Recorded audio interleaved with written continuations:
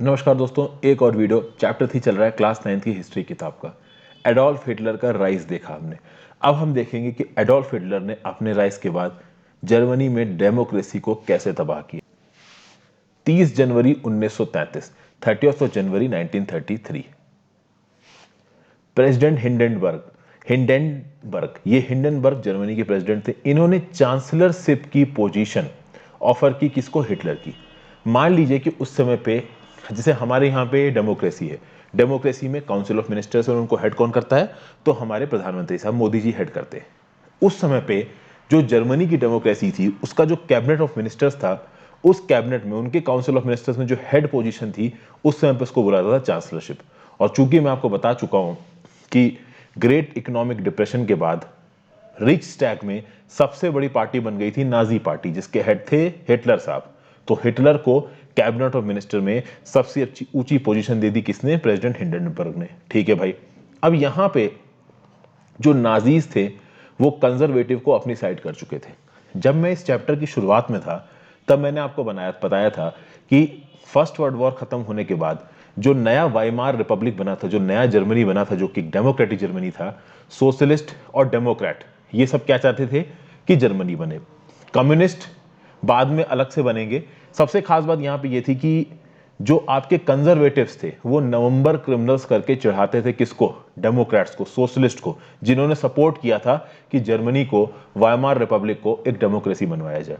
अब यहां पे वो कंजर्वेटिव्स जो कि उस समय पे जर्मनी को डेमोक्रेसी बनने का अपोज कर रहे थे, सेक्युलर और बेसिकली जो डेमोक्रेट थे, सोशलिस्ट थे, जो ये चाहते थे कि जर्मनी एक डेमोक्रेसी बने, लेकिन ये जो कंजर्वेटिव थे वो ये नहीं चाहते थे कि जर्मनी डेमोक्रेसी बने। कहीं ना कहीं उन कंजर्वेटिव को इस बात से प्रॉब्लम थी कि हमारे ऊपर इतने सैंक्शंस क्यों डाले जा रहे हैं।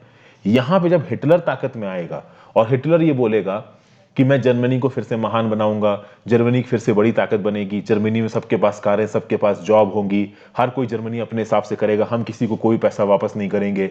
इस तरीके की जब आइडियोलॉजी हिटलर सामने लेके आएगा ना, तो जो कंजर्वेटिव सेक्शंस होंगे ना जर्मनी के, वो हिटलर को सपोर्ट करेंगे।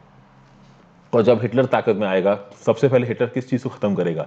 डेमोक्रेसी को खत्म करेगा। डेमोक्रेसी का मतलब क्या होता है कि लोग चुनेंगे अपना लीडर। हिटलर ने क्या बोला? मैं हूं तुम्हारा लीडर। तो जब मैं हूं तुम्हारा लीडर तो तुम कुछ नहीं चुनोगे। तो सबसे पहले तो हिटलर ने डेमोक्रेटिक रूल के स्ट्रक्चर्स को हटाया। उस समय पे मिस्टीरियसली जो रिचस्टैग नाम की जर्मन पार्लियामेंट थी वहां पे एक आग लग गई। ये आग बहुत ही मिस्टीरियस सर्कमस्टांसेस में लगी थी। बहुत सारे लोग बोलते हैं कि हिटलर ने खुद ये आग लगवाई थी।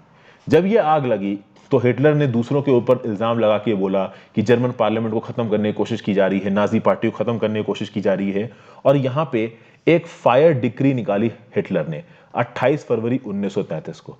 और इस 28 फरवरी 1933, 28 ऑफ फरवरी 1933 की फायर डिक्री से हिटलर ने सारे सिविक राइट्स जैसे कि freedom of speech, freedom of press, freedom of assembly, सबको सस्पेंड कर दिया हिटलर ने। सबने बोला कि जो वाइमार कॉन्स्टिट्यूशन में आपको freedom of speech, freedom of press ये सब मिला हुआ है, खत्म, कुछ नहीं मिलेगा। उसके बाद हिटलर का टारगेट कौन बना? कम्युनिस्ट बने। देखिए कम्युनिस्ट क्या चाहते थे? कम्युनिस्ट ये चाहते थे कि जिस तरीके का सोवियत रूल है कुछ उस प्रकार का है जर्मनी में। बट क्या कभी हिटलर ऐसा होने देगा? नहीं होने देगा। और कम्युनिस्ट और सोशलिस्ट की वैसे ही नहीं बनती थी। तो सोशलिस्ट और कम्युनिस्ट की लड़ाई इतनी ज्यादा थी और इस हद तक ज्यादा हो चुकी थी कि जब हिटलर ऊपर उठने लगा तो कम्युनिस्ट और सोशलिस्ट यूनाइट ही नहीं हो पाए। और कम्युनिस्ट को सीधे सीधे पैक करके हिटलर ने कंसंट्रेशन कैंप्स में भेज दिया और कम्युनिस्ट को थोक के भाव मारा हिटलर ने। बाद में जब अरेस्ट फाइल्स, ड्यूसलडोर्फ नाम की जो जगह थी, वहां पे 6808 अरेस्ट फाइल्स रिकवर हुई हैं। बहुत सारी फाइल्स को तो जला दिया गया। ठीक है। इन अरेस्ट फाइल्स में 1440 फाइल्स तो अकेली कम्युनिस्ट की थी। आप सोचिए यहां पे कम्युनिस्टों को बहुत बुरी तरीके से मारा हिटलर ने, किसी को नहीं छोड़ा। कुल मिला के ऐसा नहीं था हिटलर केवल जूइस को मार रहा था या केवल क्रिपल्ड को मार रहा था, वो जर्मन सिटीजन्स जो कि हिटलर को अपोज कर रहे थे उनको भी भर भर के मार रहा था। और कम्युनिस्ट तो केवल एक थे, 52 प्रकार के विक्टिम्स थे, जिसमें एक थे ज्यूज, क्रिपल्स, कम्युनिस्ट, सोशलिस्ट, सबको मारा हिटलर ने, किसी को नहीं छोड़ा। फिर आता है 3 मार्च 1933। 3 मार्च 1933 को इनेबलिंग एक्ट पास किया गया जर्मन पार्लियामेंट में और इस एक्ट के थ्रू जर्मनी में डिक्टेटरशिप स्टैब्लिश कर दी गई। और इस डिक्टेटरशिप के थ्रू हिटलर के पास आ गई सारी ताकतें।